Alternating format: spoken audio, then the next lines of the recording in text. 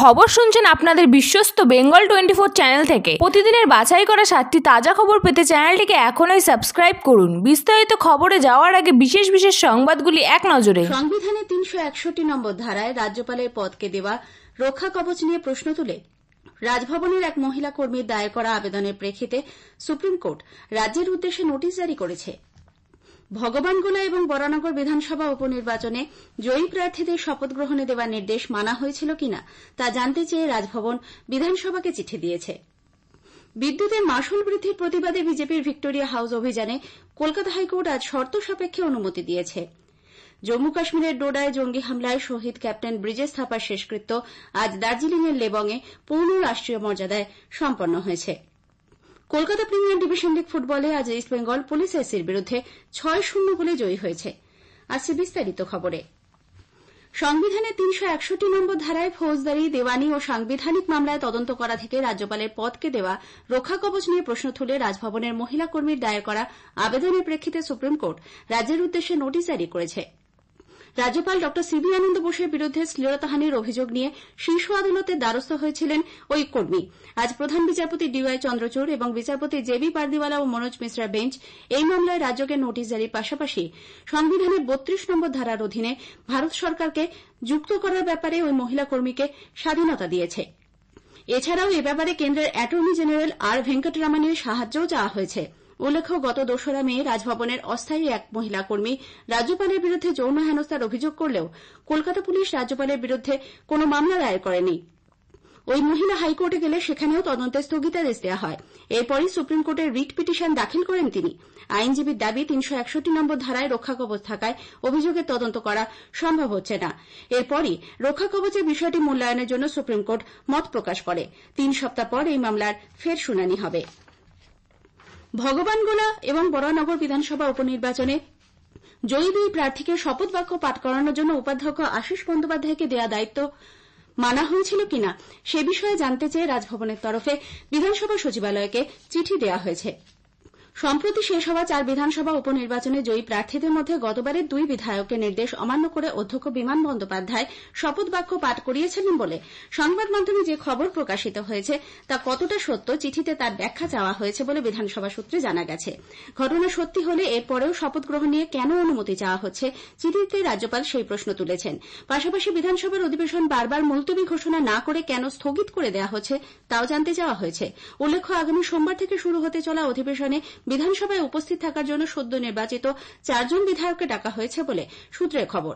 এদিকে কোন পরিস্থিতিতে গতবার 2 বিধানসভা উপনির্বাচনে জয়ী প্রার্থীদের শপথ বাক্য পাঠ করানো হয়েছিল তার বিস্তারিত জানিয়ে অধ্যক্ষ বিমান বন্দ্যোপাধ্যায় রাজভবনে পাল্টা চিঠি দিয়েছেন বলে জানা গেছে। জিওলজিক্যাল সার্ভে অফ ইন্ডিয়া 2030 সালের মধ্যে সারা দেশে ভূমিধস প্রবণ এলাকাগুলিতে পূর্বাভাস দেবার ব্যবস্থা চালু করবে। কলকাতায় আজ সংস্থার জাতীয় ভূমিধস পূর্বাভাস কেন্দ্রের উদ্বোধন করে কেন্দ্রীয় খনি মন্ত্রী জি কিষাণ রেড্ডি একথা জানিয়েছেন। তিনি বলেন, দেশে ভূমিধস সহ বিভিন্ন প্রাকৃতিক বিপর্যয়ে বহু মানুষের জীবন ও সম্পত্তিহানি ঘটে। নতুন এই পূর্বাভাস কেন্দ্রের মাধ্যমে এই ধরনের ক্ষয়ক্ষতি কমানো যাবে।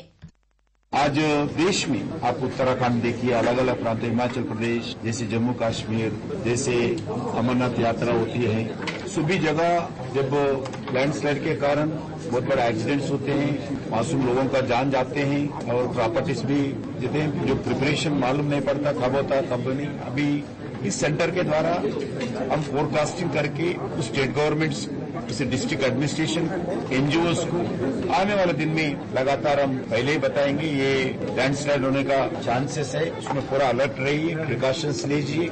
इसके कारण जितने हो सकते हैं उतने लैंडस्लाइड का एक्सीडेंट्स कम करना है। অনলাইনে পুলিশ ক্লিয়ারেন্স সার্টিফিকেট পাওয়ার জন্য রাজ্য পুলিশের তরফ থেকে আজ একটি পোর্টাল চালু করা হয়েছে।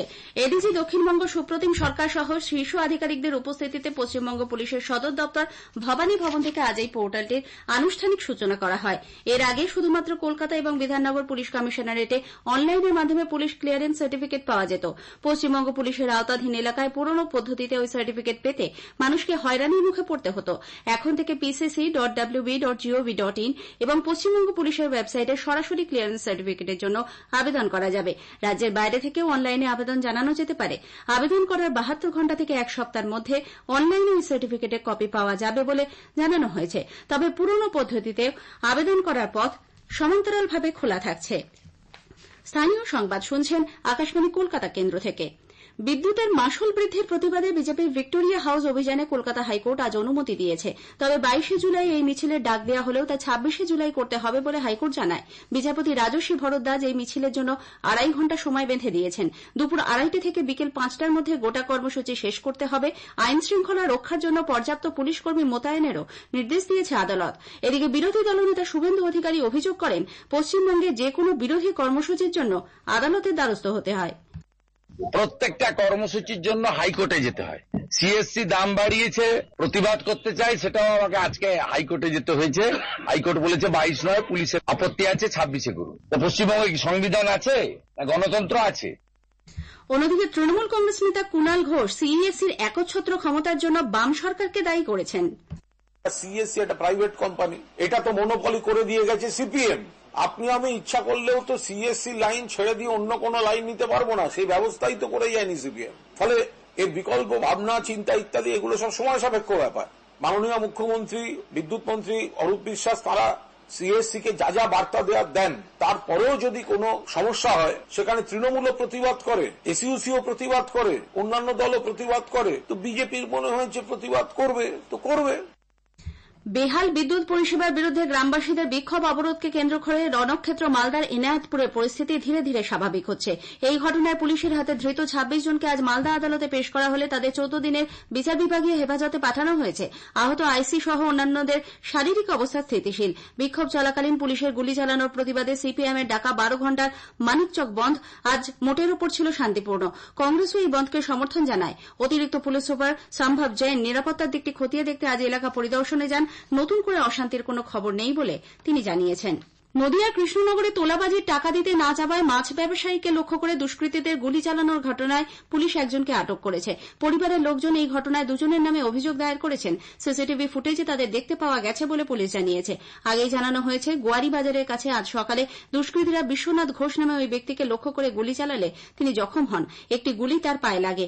এরপর তাকে রাস্তায় ফেলে বেধড়ক মারধর করা হয়, পিস্তল দিয়ে মাথা ফাটিয়ে দেওয়া হয় বলে অভিযোগ। আশঙ্কাজনক অবস্থায় বিশ্বনাথবাবুকে শক্তিনগর হাসপাতালে ভর্তি করা হয়েছে। পুলিশ হেফাজতে আবু সিদ্দিক হালদারের মৃত্যুতে দোষীদের শাস্তির দাবিতে আজ দক্ষিণ 24 পরগনার ঢোলাহাটে আইএসএফ এক প্রতিবাদ সভার আয়োজন করে। দলের বিধায়ক নওশাদ সিদ্দিকের অভিযোগ, সিআইডির নাম করে আবু সিদ্দিকের বাড়ি গিয়ে ভয় দেখানো হচ্ছে। প্রশাসন উপযুক্ত ব্যবস্থা না নিলে বৃহত্তর আন্দোলন গড়ে তোলা হবে বলে হুঁশিয়ারি দেন তিনি। আদালতের পর্যবেক্ষণে তদন্তেরও দাবি জানিয়েছেন নওশাদ। জম্মু কাশ্মীরের ডোডায় জঙ্গি হামলায় শহীদ ক্যাপ্টেন ব্রিজেশ থাপার শেষকৃত্য আজ দার্জিলিংয়ের লেবংয়ে পূর্ণ রাষ্ট্রীয় মর্যাদায় সম্পন্ন হয়েছে। তোপধ্বনির মধ্যে দিয়ে শহীদ ক্যাপ্টেনের প্রতি শেষ শ্রদ্ধা জানানো হয়। ব্রিজেশের বাবা অবসরপ্রাপ্ত কর্নেল ভুবনেশ থাপা বলেন, দেশের জন্য ছেলে শহীদ হয়েছেন, সেজন্য তিনি গর্বিত। उन्होंने देश के लिए काम किया है और एक अपना बलिदान दिया है, वो एक सबके लिए एक एग्जाम्पल है। जान लगा के काम करने का ये जो ट्रेनिंग और जो इंस्पिरेशन देता है, ये हमारे इंडियन आर्मी देता है। और दूसरा जो बात है, जिस हिसाब से अभी मेरी बेटी को ब्रिजेश थापा को पूरे देशवासियों का प्यार दिया है, और इसमें मैं बहुत ही प्राउड फील करता हूँ कि मेरे बेटे ने ऐसा काम करके दिखाया है। রাজ্য সরকার চলতি খরিফ মৌসুমে কৃষকদের কাছ থেকে সহায়ক মূল্যে 51,37,378 মেট্রিক টন ধান সংগ্রহ করেছে। গত 1 নভেম্বর থেকে আজ পর্যন্ত 12,98,715 জন কৃষক 2,771টি কেন্দ্রের মাধ্যমে এই পরিমাণ ধান বিক্রি করেছেন বলে খাদ্য সরবরাহ দপ্তর সূত্রে জানা গেছে। উল্লেখ্য, চলতি মৌসুমে রাজ্য সরকার কুইন্টাল প্রতি 2,183 টাকা করে সহায়ক মূল্যে ধান কিনেছেন। দুনিয়া জুড়ে মাইক্রোসফট পরিষেবা বসে যাওয়ায় আজ কলকাতা বিমানবন্দরে 14টি উড়ান বাতিল হয়ে যায়। বেলা 1:30টা পর্যন্ত বিমানবন্দর থেকে উড়ান চলাচল পরিষেবা বিঘ্নিত হওয়ার খবর পাওয়া গেছে। এদিকে সংরক্ষণ বিরোধী আন্দোলনে উত্তাল বাংলাদেশের দর্শনায় আজ কলকাতা ঢাকা আপ মৈত্রী এক্সপ্রেস আটকে পড়ে। বেশ কিছুক্ষণ পর সেটি গন্তব্যে রওনা দেয়। তবে আজকের ডাউন এবং আগামীকাল রবিবার এই ট্রেন বাতিল করা হয়েছে।